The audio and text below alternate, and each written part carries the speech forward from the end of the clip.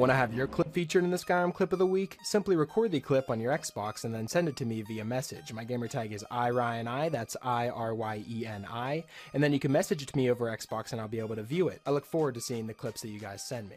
Now moving on to the video.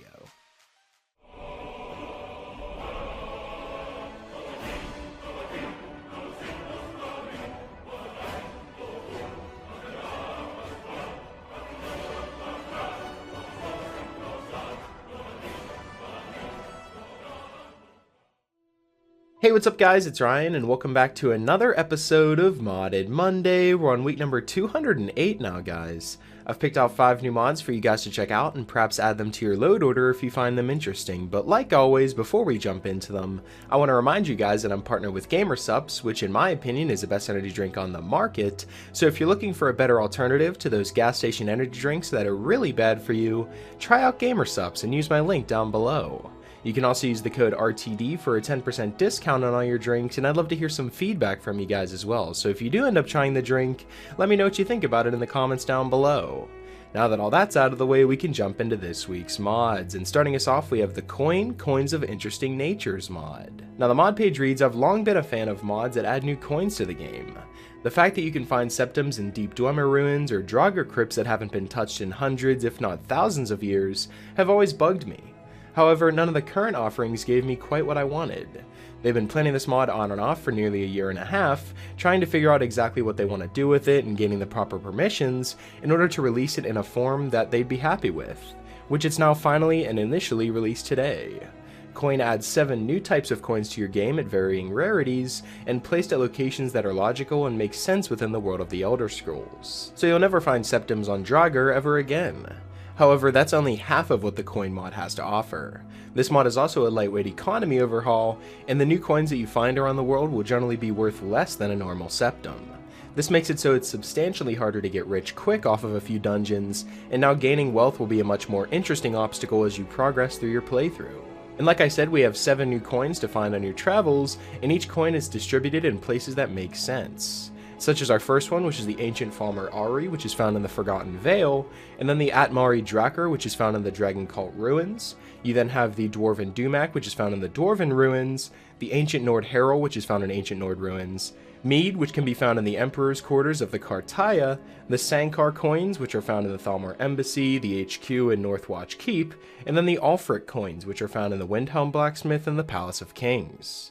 These also have proper leveled list integration to ensure the coins show up in containers and on enemies in addition to being found loose in the world. And I really like this idea. I do think that they're exactly right whenever they say it doesn't make any sense to find, a bunch of gold inside of Dwemer ruins or, ancient Falmer caves and stuff like that. So the fact that they were able to implement 7 new types of coins to find throughout the world and in different areas that you travel to, I just think that makes it a lot more immersive and it just makes it feel a lot more real. And the fact that you don't have to go out of your way to get these new currencies transferred into septums, it just does it automatically. I think that's very easy to use whenever it comes to this mod, and that's definitely why it's featured here at our number 5 spot. So if you're looking to spruce up your game with some new coins throughout the world, then the C.O.I.N. Coins of Interesting Natures is definitely a mod I'd recommend checking out.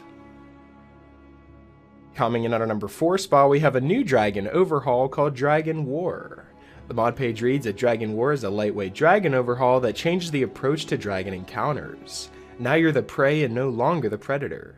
To defeat a dragon, you'll need to be well equipped and play smarter than before, and last but not least, you can no longer rush the main quest as dragons are now much stronger. The features of this mod include stronger dragons but no bullet sponges, new poison and shock dragons, and all of these dragon types including Serpentine are now spawning in Skyrim. Solstime's only inhabited by ancient dragons. Dragonrend now has a weakening effect, there's now smarter and more aggressive AI, bite and tail up animations were accelerated by 30% to speed up their behavior, and dragons will now scale with the player. Their stats are based on their type, so if they're blood or ancient, and also there's so many new random encounters and level requirements for these random encounters for each dragon type as well. So depending on what level you are will determine the dragon that spawns for you, such as the level 1 dragon is just a fire and frost dragon. Level 10 you have the Blood Dragon, which includes poison and shock. At level 20 you start seeing the Elder Dragons, which includes all the elements. Level 30 you have the Ancient Dragons, which is Fire and Frost. Level 40 is the Reverend and Serpentine Dragon, which includes Fire, Frost, Shock, and Poison. And then level 60 you have the Legendary Dragon, which includes all the elements. Now there's also several other changes to dragons and their AI, such as their base health and magicka being tripled, and their health regeneration in combat was enabled for all their types except for the skeletal dragon, but dragons under the effect of Dragon Rend or injuries cannot regenerate health. Dragon Injure status triggers at 25% health instead of 35%, and the Dragon Skin perk reduces incoming NPCs damage by 75% instead of 50%. So if you think the dragon fights in Skyrim are a little lackluster and you want them to be a little bit more difficult, then the Dragon War Dragon Overhaul is definitely a mod I'd recommend checking out because it makes these dragon fights a lot more difficult and challenging, while also not making them too hard and bullet spongy, and I think it's a great balance. So go download this mod and take on the challenge of defeating these new difficult dragons. Coming in at our number 3 spot, we have the Tonal Architect mod, which adds a high-quality Dwemer-themed collection of spells themed around devices, tinkering, and automatrons. It adds Dwemer-themed spells into the game, which are built at the forge instead of bought, and they have a strong Dwemer theme revolving around the devices and makeshift staves with custom models. This also follows the 3 schools per class, 15 spells per class style. Now these spells are absolutely badass and are super easy to obtain too if you have the right materials. Basically, as long as you have the skill in the required school and smithing, as well as the ingredients to craft it, you can then craft these spells, and there's so many new ones to try. Under the Destruction skill tree, we have Scald, Arc Mine, Compression Blast, Piston Mine, and Radio Bomb. Conjuration has the Create Dwarven Spider, the Manufacture, which allows you to create a giant dwarven staff for 10 minutes, and use Scrap, which is used to also create these spells to make it even more powerful. So this is a very complicated and very powerful mod if you know how to use it. You can also create a Dwarven Sphere, as well as a Thresher, which charges your weapon for you so you can get back into battle faster. And then under the Alteration skill tree, we have the Crank Mine, Etheric Warp, Grounding Mine, Power Stroke, and Breakdown Cascade. Now when it comes to a mod that adds new spells into the game, this is definitely the most different one I've seen from all of the ones I've covered in the past.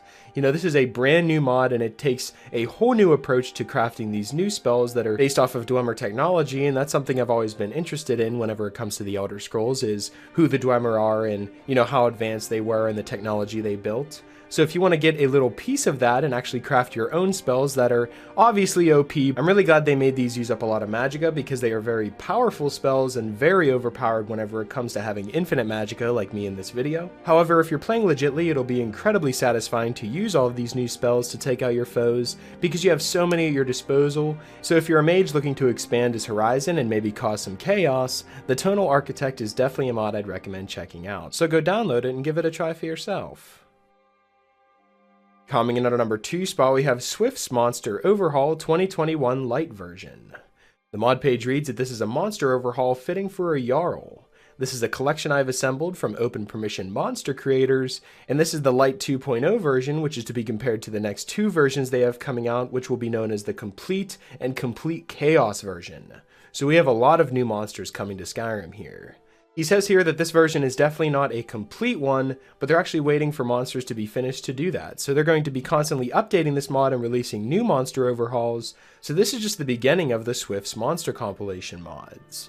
He also states that all monsters added will be lore friendly as they can be, and because we're on Xbox here and there's over 30 new animals and creatures and monsters added to the game, it would be almost impossible for me to showcase every single creature and give you a huge detail on every single one. So I found a bunch of screenshots of the creatures themselves up close and detailed so that we didn't have to go and find all 30 out in the world and spend hours doing so. But I do want to say that this is just a compilation mod of a bunch of mods that I've covered in the past, so I'm actually very experienced with these types of creature mods that are included with this compilation, and they look absolutely amazing and bring so much life to Skyrim.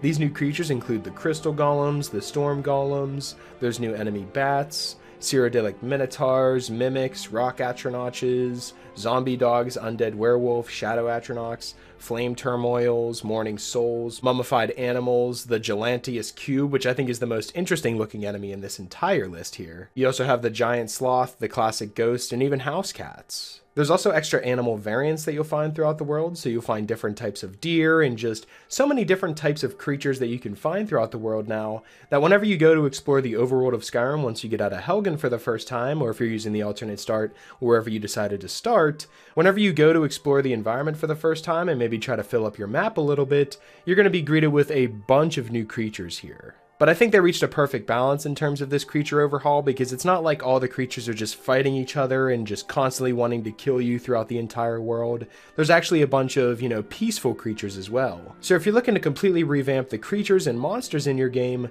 then the Swift's Monster Overhaul 2021 Lite version is definitely a mod I'd recommend checking out. And like I said, this is just the beginning of Swift's Monster Overhauls, because he plans on making a complete Chaos version, which I'm sure is going to be a lot of fun to try out. So I can't wait to cover that mod on this channel as well.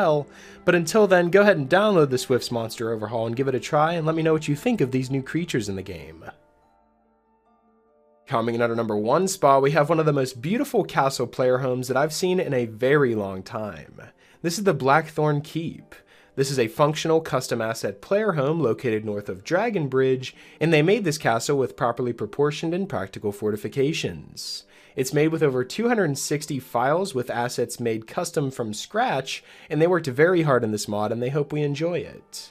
The castle is located on the cliff above Dragonbridge and can be fast traveled to immediately, and the rooms include the throne room, the kitchen, the servants' quarters, a dining balcony, an attic, a library, a laboratory, a dungeon, a master bedroom, a treasury, a blacksmith shop, which is on the outside, and a side building, as well as the apothecary, which is also a side building.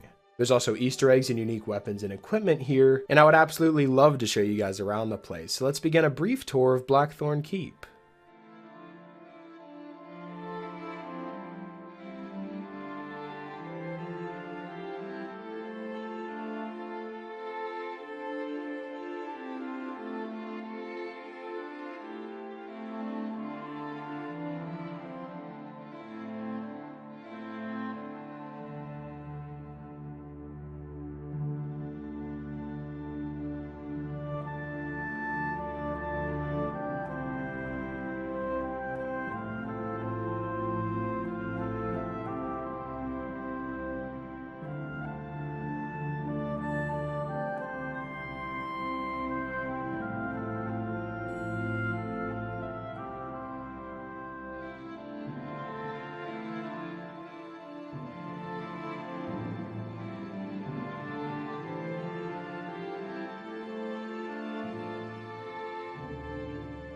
Now, as you can see, there is a lot going on here and so much to take in whenever you enter. I love the fact that these side buildings include the apothecary and blacksmith shop. I thought that was a great idea.